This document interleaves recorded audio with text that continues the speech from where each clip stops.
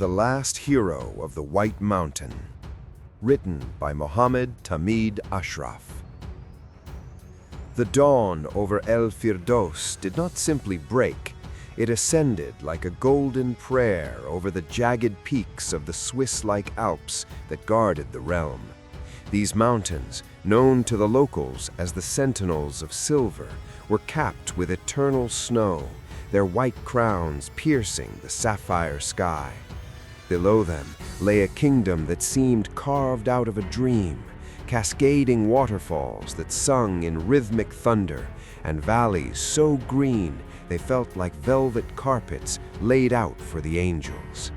At the heart of this majestic landscape stood the citadel of Nur, a fortress of white stone and intricate marble calligraphy, perched precariously yet proudly on the highest cliff of the capital. King Mustafa stood on the royal balcony, the crisp morning air biting at his skin, yet he did not flinch. At 52, the king was a titan. His physique was a testament to decades of leading from the front, shoulders broad as a courtyard gate, and hands scarred by the hilt of his legendary broadsword, El-Fat. His beard, now more silver than obsidian, was neatly trimmed, framing a face that commanded immediate silence and respect. He was not just a monarch, he was a murabit, a warrior scholar who spent his nights in prostration before his creator and his days in the service of his subjects. The tranquility of these mountains is a gift, but it is a heavy one to carry, Mustafa whispered to himself, his voice a deep, resonant bass that seemed to vibrate in the cool air. He turned his gaze toward the south. Beyond the mist-covered forests lay the borders of the Empire of Malakor, a sprawling, ambitious superpower 15 times the size of Al-Firdaws. Malakor was a beast that never slept, always hungry for the fertile lands and the strategic high grounds of the mountain kingdom. "You are thinking of the southern borders again, my king," a voice, soft yet firm, drifted from the archway. Queen Hamza walked towards him with a grace that made the morning light seem brighter. At 39, the queen possessed a beauty that was seasoned with wisdom. Her eyes, dark and perceptive, could read Mustafa's soul better than he could himself. She was dressed in a flowered silk robe of deep emerald, her head covered modestly, yet elegantly, with a veil embroidered in gold. "The spies have returned, Hamza," Mustafa said, taking her hand. His rough palm felt the warmth of hers. "Malakor is moving siege engines to the border. They call it a military exercise, but the iron they carry is meant for our gates." Hamza did not pale.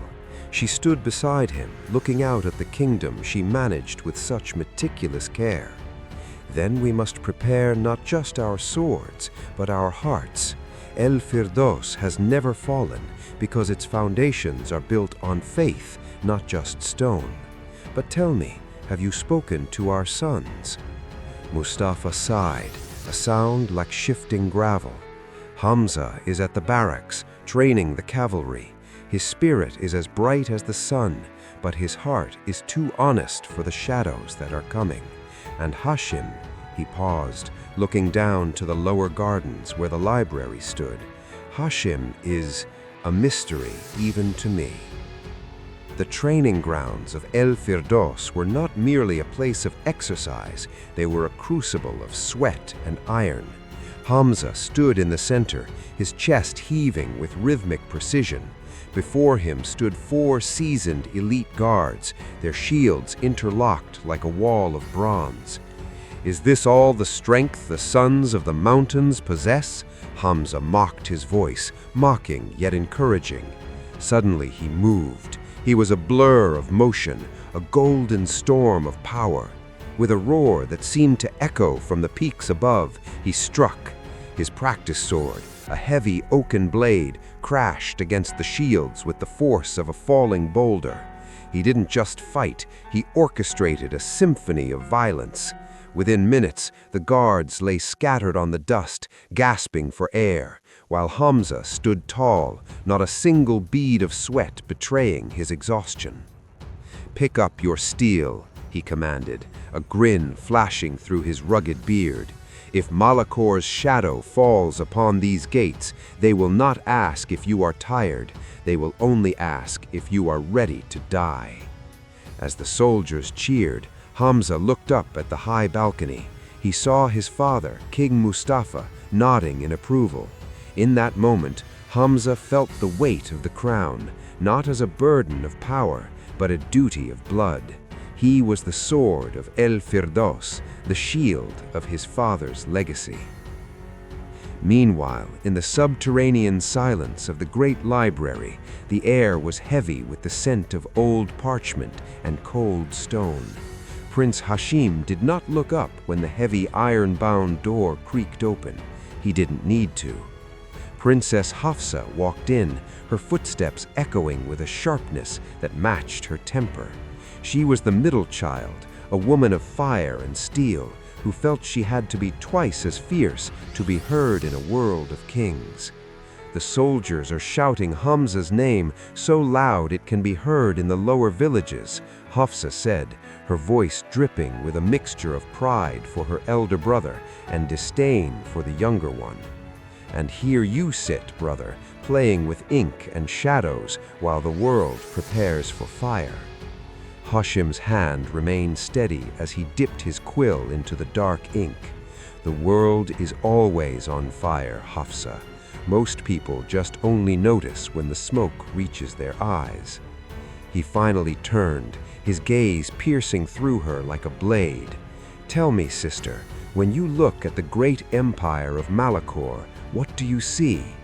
"I see a monster that needs to be beheaded," she snapped. "And I," Hashim whispered, leaning forward into the candlelight, "I see a machine that runs on silver, grain, and greed. If you cut off its head, another grows, but if you starve its belly, it collapses from within." He slid a small coded parchment towards her. Hafsa looked at it, her eyes widening. It was a list of names, prominent merchants and council members within their own kingdom who had recently received gifts from the southern borders. "Traitors?" she whispered, her hand instinctively moving to her dagger. "Why haven't you told father? Why is this not blood on the floor instead of ink on a page?" "Because, my dear sister," Hashim said, his voice as cold as the mountain ice, "if you pull a weed too early, you leave the roots behind. I am waiting for the roots to show themselves, and when they do, I won't need a sword, I will need a grave." Hafsa felt a chill that had nothing to do with the library's temperature. She looked at her brother, this beautiful, silent youth, and for the first time she wondered if the real danger to Al-Firdaws wasn't across the border, but sitting right in front of her. Or perhaps he was the only thing standing between them and total annihilation. The whispers about Prince Hashim were like the mountain mist, ubiquitous, cold, and impossible to grasp. In the corridors of the citadel of Nur, while soldiers polished their armor and spoke of Hamza's strength, the courtiers and viziers spoke of Hashim's silence. To the common eye, Hashim was the ivory prince. He rarely attended the public banquets, and when he did, he sat like a phantom, his eyes observing every flick of a finger, every nervous twitch of a noble's lip. "The boy is a spider," Vizier Zaid had once whispered to a circle of conspirators behind a silk curtain. "He doesn't have the heart of a lion like Mustafa, nor the fire of Hamza. He has the mind of a serpent. He hoards secrets like a dragon hoards gold. A man who loves the throne for its duty learns to lead. A man who loves the throne for its power learns to scheme." The suspicion wasn't baseless in the eyes of the court. Rumors swirled that Hashim had a private ledger where the sins of every noble in Al-Firdaws were recorded. They feared him because he didn't seek their validation. He didn't ask for their loyalty. He commanded their fear through his unsettling omniscience. Princess Hafsa felt this fear more than anyone. Standing in the library, she watched her brother's elegant fingers play with a silver coin, flipping it with a mesmerizing rhythm. "You speak of roots and graves, Hashim," Princess Hafsa said, her voice trembling slightly despite her bravado. "But have you considered how this looks to father or to Hamza? Our brother would walk through fire for you, yet you treat him like a chess piece on a board you refuse to show anyone. They say you are waiting, not for Malakor to strike, but for father to falter." Hashim stopped the coin mid-air. The silence that followed was suffocating. He looked at Hafsa, and for a split second, the mask of the beautiful prince slipped, revealing a void of cold, ancient intelligence. "Hamza is the sun," Hashim said softly, his voice devoid of emotion. "The sun is magnificent, Hafsa. It gives life, it blinds enemies, but the sun cannot see what happens in the shadows. It cannot see the scorpion under the rock. If I am a spider, it is because our house is infested with flies. If I am a serpent, it is because I must bite the heels of those who walk toward my father's back with a hidden blade." He leaned back, his face returning to its serene porcelain stillness. "Let them call me greedy. Let them call me a threat. I would rather be a villain in the eyes of the court and keep my family alive than be a beloved martyr buried under the ruins of Al-Firdaws. You think I want that chair of gold and velvet? I want the safety of the blood that sits upon it. But remember this, sister. In the game of empires, the one who wears the crown is the target. The one who shadows the crown is the shield." Hafsa wanted to scream, to accuse him of treason, to demand he show his heart. But as she looked into his eyes, she saw not the glint of a traitor, but the burden of a man who had sacrificed his soul to save a kingdom that would never thank him. The iron-studded gates of the citadel of Nur groaned open as the sun reached its zenith. A procession of 50 black-clad riders entered, led by an envoy from the great empire of Malakor. They carried no banners of peace, only the heavy scent of arrogance.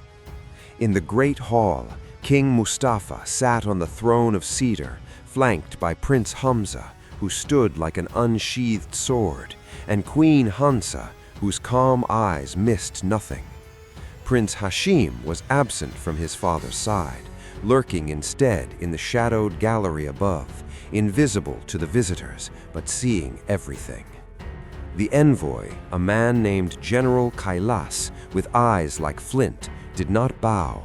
He stood in the center of the hall, his voice echoing with a cold rasp. "King Mustafa," Kailas began, "my emperor finds the air of the mountains to be too thin for your people. He offers a solution, the Accord of Submission. Al-Firdaws shall become a province of Malakor. Your gold, your grain, and your warriors shall belong to us. In return, we shall grant you the mercy of living." A collective gasp swept through the court. Hamza's hand flew to the hilt of his blade, his knuckles turning white. "Mercy," Hamza roared. "We do not take mercy from those who cannot even conquer their own greed. You stand in a house built on faith, General. Your emperor's gold is dust compared to our honor." Mustafa raised a hand, silencing his son. The king's gaze was like a collapsing mountain. "General Kailas, tell your master that the mountains of Al-Firdaws were not built for slaves. They were built for those who bow only to the Almighty. We do not sell our souls for a life in chains." Kailas smirked, a chilling expression. Bold words for a kingdom so small. But remember, shadows grow longest just before the sun sets. Your doom is already at your gates, King. Some of it is even inside your walls." As the envoy turned to leave, his eyes flickered toward the gallery where Hashim was hidden, a secret, knowing glance.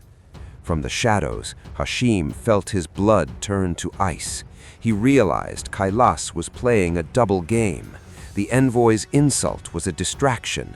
The real strike was happening elsewhere. Hashim's mind raced. He had seen a small, inconspicuous seal on the envoy's scroll that belonged to a high-ranking Al-Firdaws noble. "The betrayal has begun," Hashim whispered to the empty shadows. He didn't wait for the court to dismiss. He vanished into the secret passages of the citadel of Nur. The war hadn't just reached their borders, it had entered their hearts. This is not the end, it's only the beginning. The first episode ends here, but greater moments are yet to come. From the land of Al-Firdaws, we will return.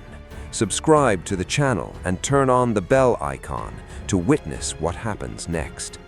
Thank you for staying with us till the end.